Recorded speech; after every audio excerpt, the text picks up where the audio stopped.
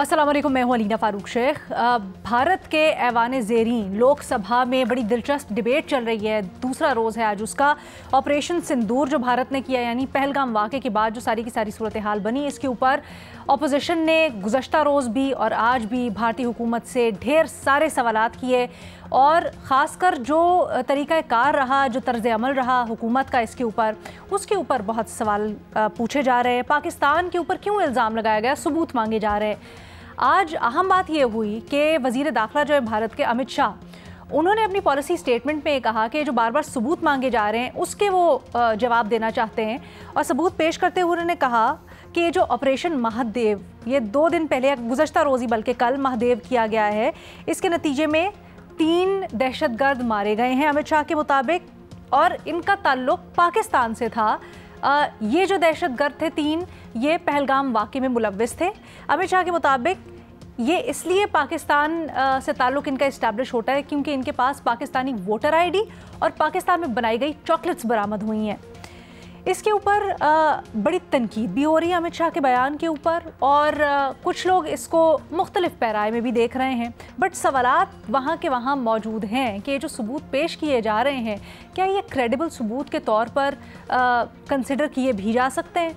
बहरहाल जी, न सिर्फ इस मामले के ऊपर भारत को आलमी हजीमत का सामना है, बल्कि अब तो दाखिली तौर पर भी भारत पर बहुत तनकीद हो रही है पहलगाम वाक़े को लेकर। एक जवाब ये दिया जा रहा था जब ये ऑपरेशन सिंदूर भारत ने किया है, सारा का सारा मामला घड़ा, कि जो आने वाले इलेक्शंस हैं उसके अंदर पब्लिक सेंटिमेंट कैश करना चाहती है मोदी हुकूमत। लेकिन अब ऐसा मालूम होता है कि दाखिली तौर पर भी कुछ ना कुछ ये सेंटिमेंट उल्टा पड़ता हुआ नज़र आ रहा है। तो क्या ये जो पहलगाम वाक़े पर भारत के अंदर से उठने वाली तनकीद है, आवाज़ें हैं, वो मोदी हुकूमत के लिए ख़तरा तस्वुर की जा सकती हैं? अपने तज्ज़ियाकारों से यही जानते हैं। हमें ज्वाइन कर रहे हैं इस डिस्कशन के लिए मज़हर अब्बास साहब, सुहेल वड़ाइद साहब, महमद सरफराज साहिबा, सलीम साफ़ी साहब भी हमारे साथ मौजूद हैं। सुहेल वड़ाइद साहब से स्टार्ट करते हैं। सुहेल साहब, हमारे बुनियादी सवाल के ऊपर तो आप जवाब देंगे ही कि क्या आपको ऐसा लगता है कि मोदी हुकूमत के लिए ख़तरा है, लेकिन इसके ऊपर भी कहिएगा आज जो सबूत पेश किए गए हैं इनकी रेलेवेंस क्या समझते हैं आप? देखिए, पहले तो मैं ये अपना नोट रजिस्टर करवाना चाहता हूँ। एक बदकिस्मती से पाकिस्तान में इस तरह की डिस्कशन नहीं हो रही। अगर हमारी भी पार्लियामेंट जिंदा हो और पीटीआई इस तरह के सवालात उठाए और हुकूमत भी सीरियसली इनका जवाब दे, तो ये एक डेमोक्रेटिक एनवायरनमेंट पैदा हो। तो उसको सराहते हुए कम से कम वहाँ ये सवाल उठ रहे हैं और उनके जवाब हो रहे हैं। दूसरी बात है भारत और पाकिस्तान के मुताबिक। देखिए, जो पहलगाम का वाक़या है, अगर तो उनके पास, इंडिया के पास कुछ सबूत होते तो डेफिनेटली इंटरनेशनली वो उसको प्रेजेंट करते, और उनको इस तरह से मार देने से ये कहना कि ये पाकिस्तानी थे और क्या उनकी आइडेंटिटी थी, सिर्फ ये कह देना कि हमें उनसे कोई कार्ड मिला है, मेरा नहीं ख्याल कि कोई किसी ने भी इंटरनेशनली इसकी तरफ तवज्जो दी। और फिर ये साबित करना कि चलो पाकिस्तानी भी तो हो सकते हैं, अफगानी हो सकते हैं, कोई और हो सकता है, लेकिन इसमें स्टेट ऑफ पाकिस्तान या उसका तो कोई सबूत ना पेश किया जा सका है ना है।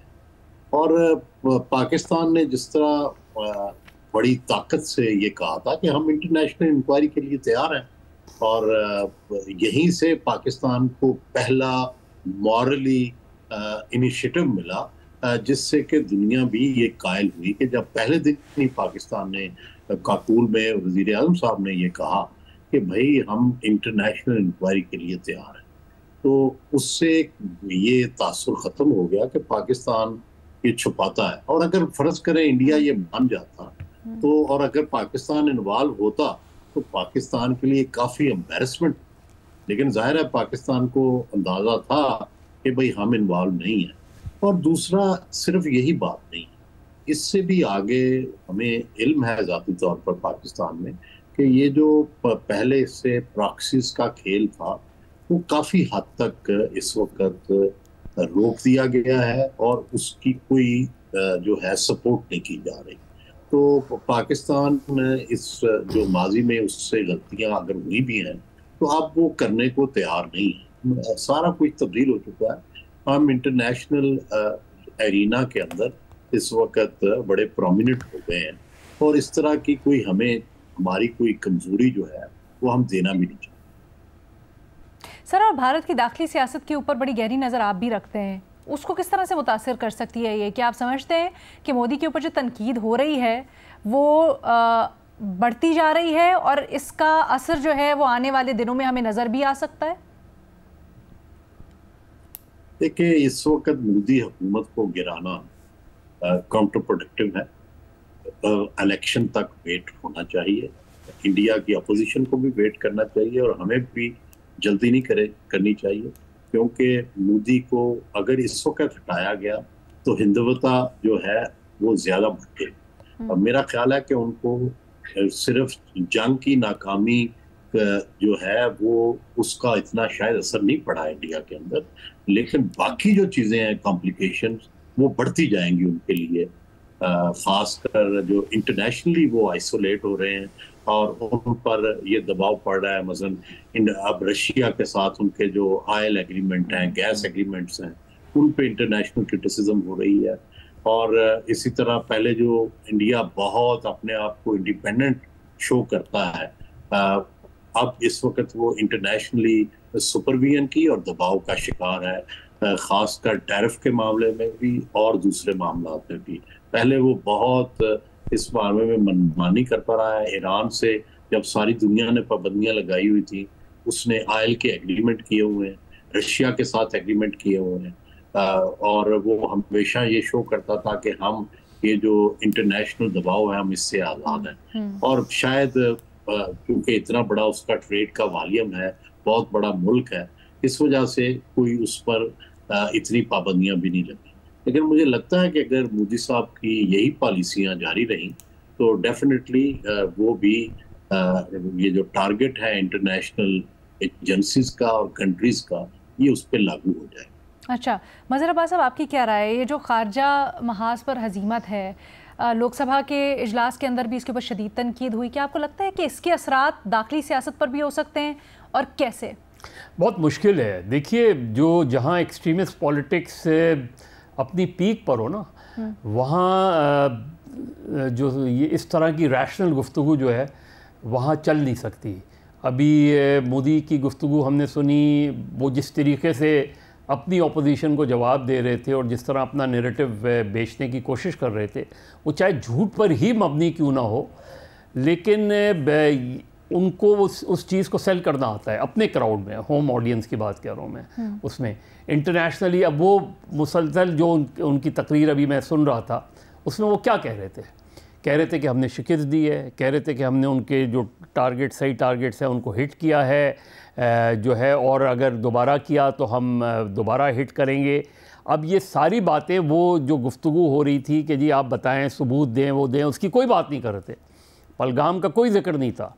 लेकिन वो अपने और जहाँ एक्सट्रीमिज़म होता है, जहाँ आप बिल्कुल रैशनल गुफ्तगू जो है वो नहीं चलती, तो मुझे नहीं लगता। और फिर इंडियन अपोजिशन का अगर हम हाल देखें तो बिखरी हुई अपोजिशन है।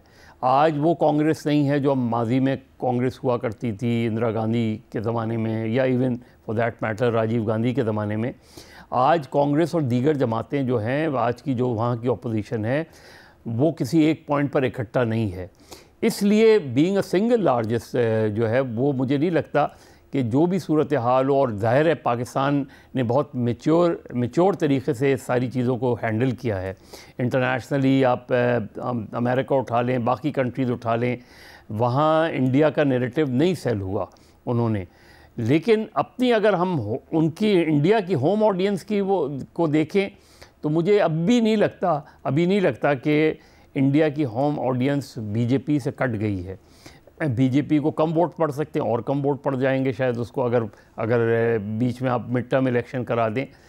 तो पहले तो वहाँ की अपोजिशन को इकट्ठा होना पड़ेगा, तब जाके मोदी जैसे वज़ीर आज़म को और बीजेपी के लीडर को, जो बहुत एग्रेसिव है अपनी तकारीर में, जो अपने नेगेटिव नैरेटिव को भी बेचना उसको आता है, उसको डिफीट देना आसान नहीं होता। इसमें ये चीज़ हमें रियलाइज़ करनी चाहिए। हालांकि देखें कि ऑपरेशन सिंदूर में हमें कामयाबी हुई, इंटरनेशनली हमें कामयाबी हुई, फ़ॉरेन महाज पे हमें कामयाबी हुई, उसके बावजूद इंडिया का जो पब्लिक ओपिनियन है वो हमें बहुत ज़्यादा डिवाइडेड नज़र नहीं आता। मीडिया पे बैठ के गुफ्तगू करना और बात होती है, लेकिन इंडिया का अपना जो वो है, उनकी ऑडियंस है, वो मुझे बज़ाहिर नहीं लगता कि इन चीज़ों से मोदी की गवर्नमेंट को वो एक और कोई एडवेंचर कर डालेंगे या मिस एडवेंचर कर डालेंगे। अब वो जो वो दिखा रहे हैं कि जी ये 3 अफराद जो है मारे गए हैं, इनके पास से पाकिस्तानी चॉकलेट बरामद हुई है,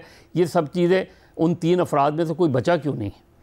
अगर आप क्यों नहीं वो कोई सबूत? तो मुझे नहीं लगता कि वो, चाहे इवन अगर फ़र्ज़ करें, वो ज़ाहिर है जिन्होंने मारा है वो एक्सट्रीमिस्ट होंगे, टेररिस्ट होंगे, सब कुछ होंगे, लेकिन क्या पाकिस्तान का इन्वॉल्वमेंट है? पाकिस्तान का इन्वॉल्वमेंट के सिलसिले में वो कोई भी अब तक सबूत ना इंटरनेशनली दे सके हैं, ना अपनी ही ऑडियंस को जो है वो बता पाए हैं।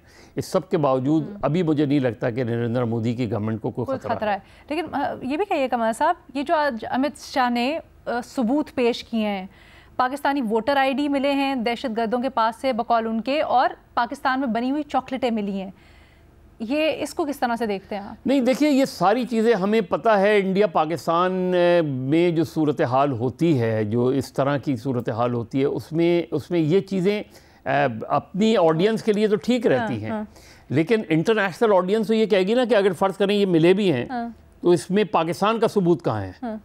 कि पाकिस्तानी फ़र्ज़ करें अगर उनकी ये बात मान भी ली जाए, तो इस चीज़ का सबूत कहाँ है कि वो पाकिस्तान से दाखिल हुए, उन्होंने पहलगाम में हिस्सा लिया, पहलगाम के वाक़े में हिस्सा लिया, और यही लोग हैं। उनके पास तो बेशुमार लोग गिरफ्तार हैं, उनमें से 3 को निकाल के मार दिया होगा उन्होंने, अगर ये बात दुरुस्त है। अच्छा, इन इट सेल्फ ये जो आप बात भी कर रहे हैं ना, कि उस तरह से आपको नहीं लगता कि बहुत ज़्यादा राय तब्दील हुई है मोदी से मुतल्लिक आम आवाम की? महमल इससे मुतल्लिक जब कल भी गुफ्तगू कर रही थी, वो समझती हैं कि बहुत बड़े पैमाने पर चेंज आई है, गो के शायद उस तरह से वो ख़तरे की सूरत में रिफ्लेक्ट ना करे, लेकिन राय बिल्कुल तब्दील हुई है। महमल, लेकिन स्टार्ट यहाँ से करते हैं, ये जो आज अमित शाह साहब ने सबूत सॉर्ट ऑफ पेश किए हैं, कहते हैं जी पाकिस्तान की बनी हुई चॉकलेटें मिली हैं, ये सबूत है कि पाकिस्तान इन्वॉल्व्ड है पहलगाम वाक़े के अंदर। चॉकलेट कौन सी है? अलीना, पहले तो पाकिस्तानी बनी चॉकलेट। अलीना, पहले तो आप ये देखें कि 3 महीने गुजर गए थे। चॉकलेट से ज्यादा वोटर आईडी पे करें, हमारे वोटर आईडी तो हमारे पास नहीं होते, उनके पास पहुंच गए, ये अच्छी बात है। मैं जी लीना, मैंने कहा देखिए, पहली चीज तो ये है जी कि 3 महीने गुजर गए थे पहलगाम के अटैक को जी, और 3 महीने के बाद अचानक से, क्योंकि ये सेशन होना था पार्लियामेंट का, तो इनको दहशतगर्द भी मिल जाते हैं, जो कि 3 महीने नहीं मिले थे। अच्छा, फिर वो पाकिस्तानी चॉकलेट्स और वोटर आईडी के साथ मिलते हैं। वो 3 महीने से वहीं मंडला रहे थे, इतना बड़ा अटैक हो गया, उनको ढूंढ रही थी भारत की हुकूमत, भारत की जो है फोर्सेस वगैरह, लेकिन वो उधर ही थे, और अब बिल आखिर वो मिल गए, और बड़े कन्वीनियंटली उनको इस तरीके से मार दिया गया, और साथ ही उनके हाथों से ये चीजें बरामद हो गई। ऑब्वियसली ये एक बहुत बड़ा जो है नजर आ रहा है साफ के झूठ है। और अलीना, मैंने आपको कल भी एक बात कही थी कि मेरी वहां पर भारतीय सहाफियों से भी जब बात हुई, तो मैंने उनसे बार बार ये बात पूछी कि जो वहां पर वेस्टर्न डिप्लोमेट्स हैं, उनका इसके बारे में क्या ख्याल है, वो इसके बारे में, पहलगाम के बारे में क्या कहते हैं। ये जब हुआ था अटैक, जंग के दौरान, जंग के बाद, और इवन अभी भी जब मैंने ये बात पूछी, क्योंकि जाहिर बात है वहाँ सहाफियों की मुलाकात होती रहती, तो उन्होंने कहा कि देखिए, वो कहते हैं कि पाकिस्तान का एक माजी जरूर था, लेकिन पहलगाम से कोई लेना देना नहीं है पाकिस्तान का, और कोई एविडेंस भारतीय हुकूमत ने ना हमारी हुकूमतों के साथ शेयर किया, ना हमारे साथ शेयर किया, ना कहीं कहीं पेश किया गया। तो ये जो चीजें हैं, ये बिल्कुल इंडिया को एक्सपोज करें। अच्छा, अब आप आ जाए लीना दूसरी चीज के ऊपर कि मोदी जो है, मोदी गवर्नमेंट क्या वीक है, क्या कुछ इस तरह की चीज हो सकती है। देखें, पहली चीज तो ये है कि उस तरह से अगर आप नंबर्स गेम में देखें, तो उस तरह से वीक नहीं है कि ऑपोजिशन जो है वो इनके खिलाफ कोई ऐसा महाज बना सकती है कि जिससे इनकी हुकूमत गिर सकती है। लेकिन ये जरूर हुआ है, आप देखें अलीना, कि दूसरे इलेक्शन के बाद, ये जब तीसरा इलेक्शन इनका जनरल इलेक्शन होना था जिसमें मोदी जीते हैं, तो इनका नारा था कि अब की बार 400 पार। लेकिन जब रिजल्ट आए तो इनको सिंपल मेजोरिटी भी नहीं मिली ली थी, जो कि इनके लिए एक बहुत बड़ी सरप्राइज और बहुत बड़ी एक शॉक था उस वक्त की मोदी गवर्नमेंट जब बनी भी, लेकिन एक कोलिशन जिस तरीके से बनी है। अच्छा, फिर इस वक्त जो खतरात ये हैं, मतलब वैसे तो मोदी गवर्नमेंट अभी तो ये लग रहा है कि बिल्कुल स्टेबल है, कोई ऐसी चीज नहीं, तनकीद का बिल्कुल वो निशाना है, बहुत ज्यादा है, लेकिन जो मैंने आपको कल भी बताया कि आरएसएस के चीफ का 75 साल वाली बात कहना, वो उसको मोदी स्पेसिफिक ही देखा जा रहा है। इसका मतलब है कि आरएसएस और बीजेपी की लीडरशिप, यानी कि मोदी की लीडरशिप के अंदर बीच में कोई टसल चल रही है। तो ये कहा जाता है कि अगर कोई मोदी के खिलाफ कोई मूव हुई भी, तो वो विद इन द पार्टी, यानी कि from with in the BJP होगी। कब होगी, होगी नहीं होगी, जाहिर बात है ये तो नहीं कहा जा सकता, क्योंकि अभी देखेंगे कि आगे क्या होता है, उधर डोमेस्टिकली क्या होता है, अभी बिहार के इलेक्शन और बहुत सी चीजें हैं, लेकिन इवेंचुअली क्या चीज होगी, तो वो अगर होगी तो वो फ्रॉम द ऑपोजिशन नहीं, from with in his own party. ये जरूर है लीना, अगर आप ये सेशन उठा के देख लें, आप ऑपोजिशन जमातों की स्पीचेस देखें, आप राहुल गांधी की स्पीचेस देखें, आप प्रियंका गांधी की स्पीचेस देखें, वो क्या बात कर रहे हैं राहुल गांधी। उन्होंने कहा कि अगर तो ट्रंप जो इतनी बार सीज फायर की बात कर चुका है, वो गालिबन कल उसने दोबारा किया, तो मेरे में 28-29 दफा तो हो चुके हैं। तो उन्होंने कहा कि आप क्या यहाँ खड़े होके कि ट्रंप तुम झूठ बोल रहे हो, तुमने कोई सीज फायर नहीं कराया, तुम कहते क्यों नहीं आप। तो ये सवालात उधर हो रहे हैं। फिर अभी तक उन्होंने कोई फाइटर जेट्स, कितने मिलिट्री लॉसेस हुए हैं, भारत ने कुछ नहीं बताया पब्लिकली। ये इवन ट्रंप ने कह दिया कि 4 से 5 जहाज, उनकी अपने कुछ मीडिया के अंदर स्पेकुलेशन हो रही है, लेकिन नंबर्स ऑफिशियली तो नहीं आए। हमारी तरफ से तो बताया गया है क्या लॉसेस हुए। तो इन चीजों के ऊपर तनकीद बहुत हो रही है, सवालात बहुत हो रहे हैं, इवन गोदी मीडिया के अंदर लीना आप ये देखें कि इन्होंने नैरेटिव और रेटरिक इतना हाई कर दिया था कि अब जो ये बीसीसीआई ने डिसीजन की एशिया कप की, आप उसके ऊपर देख लेगा उनका क्या रिएक्शन है। बिल्कुल। वो अपनी गवर्नमेंट और अपनी बीसीसीआई को क्रिटिसाइज कर रहे हैं कि आप किस तरीके से, आप पहलगाम भूल गए, आप ये हो गया, मतलब एक नैरेटिव बनाया ना। ये एक राइट विंग एक्सट्रीमिस्ट जमात का नैरेटिव जरूर है, लेकिन कितनी देर बिकता है और कितनी देर छुप नहीं सकता, क्योंकि सच छुप नहीं सकते, आजकल दौर ऐसा है डिजिटल का, अच्छा, इंटरनेशनल मीडिया, बाकी सारा। मेरा सवाल यही है कि जब हम चेंज की बात करते हैं, तज्जिया तबसरा करते हैं, तो ऑब्वियसली हम ओवरनाइट चेंज की बात नहीं करते, लेकिन काफ़ी मुहर्रकात होते हैं जो पसे पर्दा चल रहे होते हैं। सलीम साफ़ी साहब, क्या जिस तरह हालात वाक़यात बन रहे हैं, जिस तरह अवाम में या फिर अपोजिशन जमातें तनकीद कर रही हैं मोदी हुकूमत और उनके बयानिए, उनकी पॉलिसी के ऊपर, ख़ासकर ख़ारजा महाज के ऊपर, तो क्या ये कहा जा सकता है कि ये बीजेपी हुकूमत या मोदी की हुकूमत की खात्मे की इब्तिदा है, या उसकी तरफ, उस सफर की तरफ नहीं ख्याल कि मोदी की हुकूमत ख़त्म हो रही है या ये उसकी इब्तिदा है। अलबत्ता एक चीज़ ये हो रही है कि जो बीजेपी के अलावा बाकी अपोजिशन का जो मौक़िफ़ है, वो कमोबेश वो मौक़िफ़ बनता जा रहा है जो पाकिस्तान का मौक़िफ़ है। मसलन पाकिस्तान का पहले दिन से ये मौक़िफ़ था कि पहलगाम में इनके पास पाकिस्तानी इन्वॉल्वमेंट की कोई सबूत नहीं है। आज 3 महीने हो गए, अब उनकी अपनी अपोजिशन भी पार्लियामेंट के फ्लोर पे भी और बाहर भी उनसे मांग रही है सबूत, और वो सबूत उनके पास कोई नहीं है। ये जो अभी की बात कर रहे हैं कि उनसे पाकिस्तानी चॉकलेट बरामद हुए हैं और पाकिस्तानी वोटर आईडी बरामद हुई है और हमने 3 बंदों को मारा है, तो 3 बंदों को तो अभी उन्होंने मारा है ना, दूसरे ऑपरेशन में मारा है जो नया उन्होंने शुरू किया है। तो सवाल ये कि उस वक़्त उन्होंने किस बुनियाद पे पाकिस्तान के ख़िलाफ़ जंग छेड़ दी थी। वो उस वक़्त तो ये 3 लोग नहीं मारे गए थे।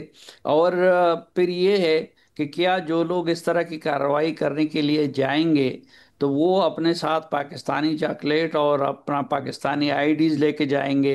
ये क्या वो लोग इतने ना समझते जिन्होंने ये काम किया, तो वो अपने साथ अपने सबूत खुद लेके फिर थे। तो इसको भी कोई मानने को तैयार नहीं है, और इसके बारे में भी खुद इंडिया के अंदर से भी सवालात उठाए जा रहे हैं। फिर तीसरा पाकिस्तान का जो मौक़िफ़ था वो यही था कि जंग में इंडिया की हार हुई है और हमने उनके इतने जहाज़ गिराए हैं, और उनके वज़ीर दिफा हो या उनके वज़ीर दाखिला हो या उनके वज़ीर आज़म हो, वो इस हवाले से कुछ भी नहीं कह रहे हैं। और कल पार्लियामेंट में भी वज़ीर दिफा ने और वज़ीर दाखिला ने आज जो तकरीरें की हैं उसमें उन्होंने इन दो बुनियादी सवालों का जवाब नहीं दिया है कि उनके कितना उनका नुकसान हुआ है और कितने उनके तैयारे गिरे हैं। अब ये भी पाकिस्तान के मौक़िफ़ की तायीद है कि अगर वो सच नहीं बता रहे तो इट मीन्स कि पाकिस्तान का जो दावा है वो दावा अपनी जगह पे दुरुस्त है। फिर पाकिस्तान का एक और मौक़िफ़ है, वो ये कि पाकिस्तान ये कहता है और मानता है पहले दिन से कि डोनाल्ड ट्रंप की मुदाखलत से और उनकी सालिसी में जंग बंदी हुई है। इंडियन लीडरशिप इस हवाले से अभी तक खामोश है। अब तकरीबन 28 मरतबा डोनाल्ड ट्रंप ने कह दिया और वहाँ से मोदी साहब इस बारे में कुछ नहीं कह रहे हैं। और अभी भी आज भी उनके वज़ीर दिफा ने और वज़ीर दाखिला ने जो बात की तो उस सवाल का उनके यहाँ कोई जवाब नहीं था। ना उन्होंने पहलगाम के तहकीकात के हवाले से कोई जो ठोस चीज़ सामने रख दी है पार्लियामेंट में, और ना इस बात की कोई चीज़ सामने रख दी है, कोई सबूत सामने रख दिया है कि जंग में इंडिया की जीत हुई है और पाकिस्तान की हार हुई है। बल्कि उन्होंने जो बयानात दिए और उस पर जो सवाल उठाए जा रहे हैं तो उससे यही मतलब लिया जाता है कि पाकिस्तान का मौक़िफ़ दुरुस्त है, पाकिस्तान जंग जीत चुका था और अगर डिफेंसिव आखिर में कोई था तो वो इंडिया ही था।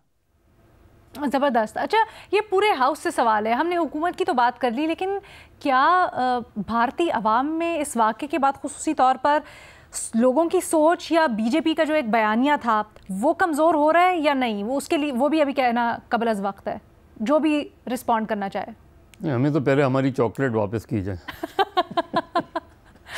मज़े साहब ने सही मुतालबा कर दिया।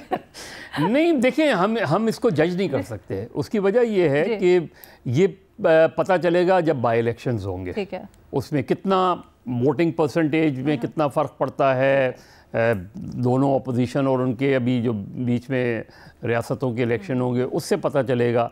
इस वक्त ज़ाहिर है हम यहाँ बैठ के वहाँ की ग्राउंड रियलिटीज़ को तो हम नहीं एनालाइज कर सकते, लेकिन डेफिनेटली अगर वहाँ की अपोजिशन सवाल उठा रही है, वहाँ का मीडिया सवाल कर रहा है, तो सवाल करने का मतलब ये है कि पब्लिक ओपिनियन में सवालात आ रहे हैं, उनके लोगों के जहनों में आ रहे हैं, तो डेफिनेटली सवाल तो वहाँ उठाए जा रहे हैं। ठीक है, मैमल कुछ कहना चाह रही हैं? देखिए लीना, जी जी जी जी जी लीना, मैं सिर्फ इसके अंदर ये ऐड करना चाह रही थी कि देखिए वहां पर जो लोग हैं, आपको याद होगा कि इवन जो पिछले इलेक्शन से पहले वहां पर एक्चुअली पोल्स गलत निकले, उनके लिए भी एक सरप्राइज थी। जो लोगों का रिएक्शन आया, बहुत सारे लोग, वो पोल्स के अंदर नजर नहीं आ रहा था, लेकिन जब वो वोट करने गए तो उन्होंने एक बीजेपी के खिलाफ वोट किया। हाँ, इतना नहीं किया कि उससे कोई बीजेपी की गवर्नमेंट को खतरा उसके लिए पैदा हो, लेकिन एक आई ओपनिंग उनके लिए जरूर था। अब जो अगले स्टेट इलेक्शन या बिहार के इलेक्शन आ रहे हैं, उसके बाद भी आपको पता है इंडिया में तो साथ साथ चलते रहते हैं इस तरीके के इलेक्शन, तो उनमें देखेंगे कि जहां पर बीजेपी रूलिंग स्टेट्स थी, यानी कि जहां पर उनकी हुकूमतें थी, क्या वहां पर वो हारते हैं तो अवाम के क्या नजरिया उसके बारे में चेंज हो रहा है। और फिर वो अगले जनरल इलेक्शन में तो अभी खैर काफी टाइम है, लेकिन ओवरऑल अगर आप ये देखें कि सवालात अगर उठते हैं, और खास तौर पे ये देखें इंडिया की जो ऑपोजिशन है, क्योंकि उनका मीडिया तो मोस्टली जो है वो गोदी मीडिया है, बहुत कम ऑनरेबल एक्सेप्शंस हैं जरूर, लेकिन कम है। तो ये उनकी ऑपोजिशन जो सवालात उठा रही है ये अहम है, और ये हो सकता है आहिस्ता आहिस्ता आहिस्ता नैरेटिव को थोड़ा सा तब्दील हो। एक ब्रेक की तरफ चलते हैं जी। Welcome back. सुहेल वड़ाइद साहब, आपसे बड़ा दिलचस्प सवाल हम करने लगे। काफ़ी दिनों से ये कयास आराइयाँ थी, चहमगोइयाँ थी कि कासिम और सुलेमान इमरान खान के बेटे तहरीक को लीड करने या उसमें शिरकत करने पाकिस्तान आने वाले हैं। सर, आज ये खबर आई है अब से कुछ देर पहले कि इमरान खान ने मना कर दिया, रोक दिया अपने बेटों को पाकिस्तान आने से। ये पेशरफ्त कितनी अहम, क्या असरात हो सकते हैं इसके? उनका आना मुबारक था, इसलिए कि एक इंटरनेशनल इवेंट होता और डेफिनेटली पीटीआई में भी नई जान पड़ती, और जो है हो सकता है पीटीआई का मोमेंटम भी बढ़ जाता, और हो सकता है हुकूमत पाकिस्तान के लिए भी मुश्किलात पड़ती। जाहिर है अगर उन्हें रोकते या उनको एयरपोर्ट पे गिरफ्तार करते या वापस भेजते, तो ये इंटरनेशनल इवेंट था। और बड़े लोग पाकिस्तान में चूंकि विरासती सियासत जो है वही कामयाब होती है, अभी तक तो दूसरी कोई सियासत कामयाब नहीं हुई। और जिस तरह मुस्लिम लीग नून में भी विरासत है, पीपल्स पार्टी में भी विरासत है, तो अब अलीमा खान भी विरासती सियासत ही कर रही हैं और बुशरा बीबी भी विरासती सियासत ही कर रही थी। तो अब जाहिर है दोबारा सारा बोझ आ गया है गौहर अली साहब पे और गंडापुर साहब पे। और जाहिर है उनको तो हम आजमा चुके हैं, देख चुके हैं कि वो किस हद तक जाएंगे और किस हद तक रुकेंगे। तो जो नया एलिमेंट था वो तो यही था। तो जो अब एक्साइटमेंट थी और जो सेंसेशन थी पॉलिटिकल अरीना के अंदर, वो तो खत्म हो गई उनके ना आने से। सर वैसे आप समझते हैं सियासी तौर पर दुरुस्त फैसला है खान साहब का ये? देखें, जमाइमा साहबा को भी और इमरान खान साहब के भी अपने बच्चे बड़े प्यारे हैं और सबके बच्चे बड़े प्यारे होते हैं, तो उनको किसी मुश्किल में जाहिर है वो नहीं डालना चाहते। लेकिन हमारे यहाँ की सियासत यह है कि बेनजीर भुट्टो भी मुश्किल में पड़ी, ठीक है, हुसैन नवाज भी मुश्किल में पड़े, मरियम नवाज भी मुश्किल में पड़ी। तो ये मुश्किल मरला है तो बुरा, लेकिन इससे गुजरना पड़ता है आपको पाकिस्तानी सियासत में कामयाबियों के लिए। वैसे सर जो आपने मिसालें दी उनका और कासिम सुलेमान का मवाजना करना सही होगा, क्योंकि वो तो ये इस माहौल में पले बड़े, सियासत से उनका कहीं ना कहीं बिलवास्ता है बिलावास्ता ताल्लुक रहा। कासिम सुलेमान के केस में तो ऐसा बिल्कुल नहीं है। देखिए, बच्चे तो बच्चे ही होते हैं ना, हर एक को बड़े लाडले होते हैं, चाहे वो अमेरिका में पढ़े, बरतानिया में पले बढ़े। बेनजीर भुट्टो भी ऑक्सफोर्ड में पढ़ी थी, ठीक है। बाकी मरियम शायद बाहर नहीं पढ़ी, लेकिन हुसैन नवाज भी बाहर पढ़ा था। और तो सवाल तो ये है कि यहाँ किसी से तो रहम तो होता नहीं। ये तो नहीं होगा कि मरियम अगर जेल गई है या बिलावल जो है अभी तो नहीं गए, लेकिन उनकी माँ तो गई और इस दुनिया से भी गई, तो यहाँ तो कुछ भी हो सकता है।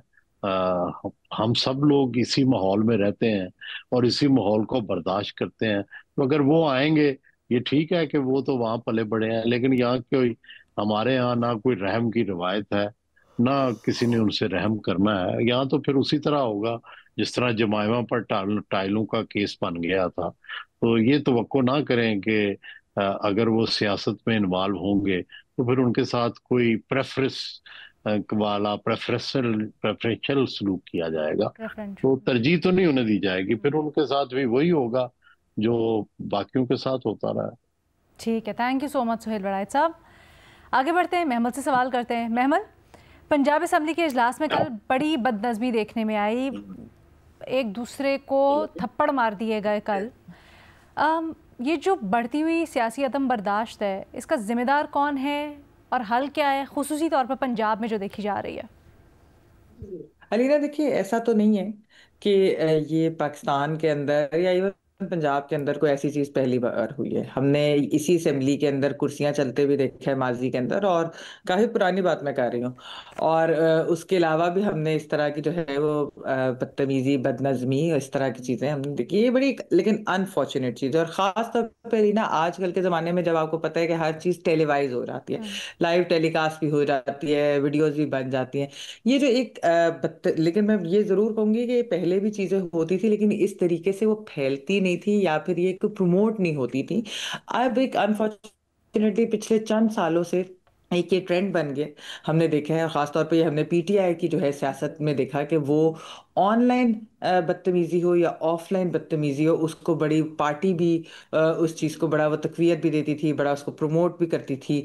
और ये जो चीज़ उसकी देखा देखी अब बाकी जमातों में भी ये शुरू हो गया। यानी कि ऐसा नहीं है कि दूसरी जमातें भी अब नहीं करी, लेकिन ये एक उन्होंने ट्रेंड किया ये और उसके बाद उस चीज़ को बहुत बुरी तरीके से हमने फैलते हुए देखा। और ये तब तक नहीं खत्म होगा लीना जब तक ये सारी सियासी जमातें खुद कोई कोड ऑफ कंडक्ट या इस तरह की चीज ना बनाए, और खासतौर पे इनकी लीडरशिप इस तरह की बदतमीजी को कंडोन करने के बजाय कंडेम नहीं करेगी। यहाँ पर अनफॉर्चुनेटली होता है कि उनको नवाजा जाता है जो ज्यादा बदतमीजी करते हैं, बजाय इसके कि उनके खिलाफ कोई एक्शन लिया जाए। ठीक है, थैंक यू सो मच महमल। इसी के साथ एक छोटी सी ब्रेक ले, वापस आएंगे साफी साहब और मैं साहब से सवाल करेंगे।